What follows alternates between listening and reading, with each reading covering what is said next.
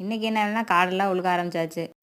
2 நாளைக்கு முன்னாடி மழை பெஞ்சிச்சு. இந்த ஈரத்துலேயே கரெக்டாக உழுது போட்டோம்னா அடுத்து கடலைப்பருப்பு போடுறதுக்கு அது தோதாக இருக்கும் அப்படின்னு சொல்லிட்டு டிராக்டர் வர சொல்லி நாங்களும் உழுக ஆரம்பிச்சிட்டோம்.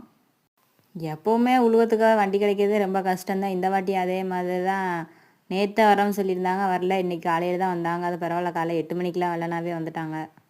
உளுந்தக்கப்புறம் இந்த ஈரத்துலேயே கடலைப்பருப்பு போட்டுடலாம் அப்படின்னு பார்த்தா ஈரம் பத்தாது, பருப்பு போட முடியாது அப்படின்னு சொல்லிட்டாங்க. 2 நாளைக்கு முன்னாடியே உழுதுருந்தா அந்த ஈரத்துலேயே பருப்பு போட்டுடலாம், ஈரம் காஞ்சி போச்சு, ஈரம் பத்தாது, நீ அடுத்த மலைக்கு தான் பருப்பு போட முடியும் அப்படின்னு வேறு சொல்லிட்டாங்க.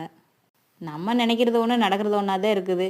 சரி, இப்போதைக்கு உழுது போட்டுட்டோம்னா அடுத்த மலைக்கு கடலைப்பருப்பு போட்டுடலாம் அப்படின்னு சொல்லிட்டு உழுதுகிட்டு இருக்கையிலே நானும் அருகம்புல்லாம் நிறைய கிடந்துச்சு காட்டுக்குள்ளே, அதெல்லாம் பிறக்கி போட்டுடலாம் அப்படின்னு நானும் பிறக்க ஆரம்பிச்சிட்டேன். ஒரு ஓட்டு ஓட்டினா போதும் அப்படின்னு பார்த்தேன். அப்புறம் பார்த்தா 1, 2 புல் பேராமே இருந்துச்சு. சரி, அப்படியே இன்னொரு ஓட்டு ஓட்டிகிட்ருங்க அப்படின்னு சொல்லிட்டு 2 ஓட்டு ஓட சொல்லியாச்சு. மொத்தம் 2 ஏக்கர் கிட்ட இப்போ உழுதாச்சு. அது 2 ஏக்கர்கிட்டே இப்போ 2.25 மணி நேரம் உழுதுருக்கு.